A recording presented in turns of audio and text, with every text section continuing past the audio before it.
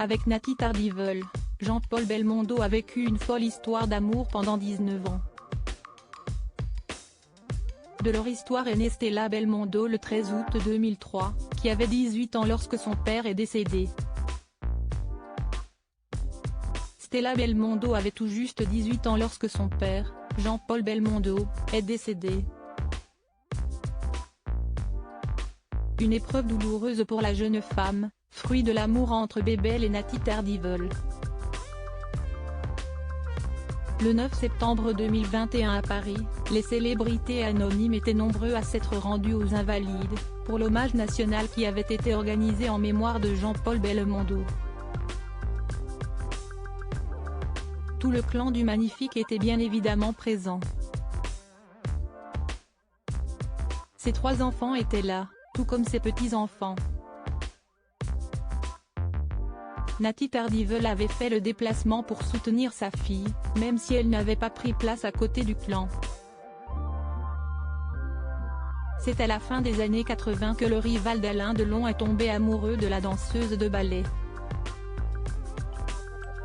Après un mariage en 2002, le couple est devenu parent de Stella en 2003.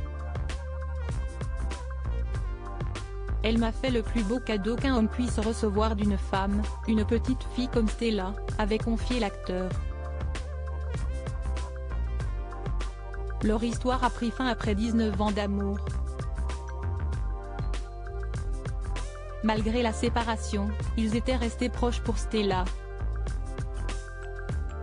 Comme nous habitons l'un au-dessus de l'autre, dans 2 appartements distincts réunis par un escalier intérieur, Stella pouvait voir son papa comme elle l'entendait.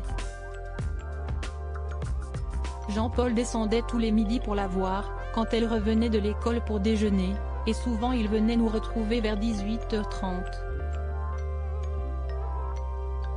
Il lui arrivait même de rester dîner avec nous, avait confié Nathalie auprès de Gala 1 an après leur rupture.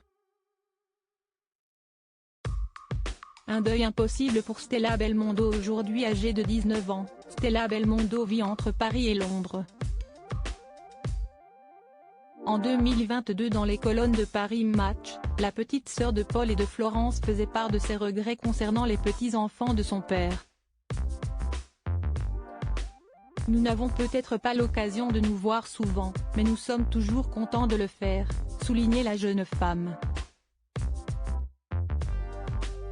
Plusieurs mois après la mort de Jean-Paul Belmondo, elle n'avait toujours pas réussi à regarder ses films. J'étais encore très jeune, mon père m'a demandé de sortir les DVD de tous ces films et nous avons fait 3 piles. Ceux que je pouvais voir tout de suite, ceux pour lesquels il fallait que j'attende un peu et ceux que je pourrais voir bien plus tard.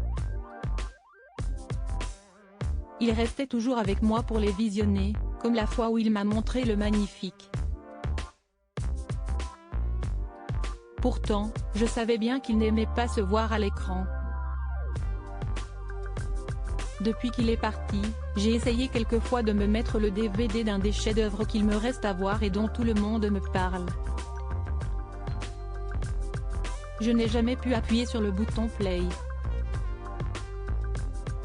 C'est trop tôt, soulignait Stella Belmondo. Une étape impossible pour la jeune femme, qui a toujours du mal à réaliser que son papa n'est plus là.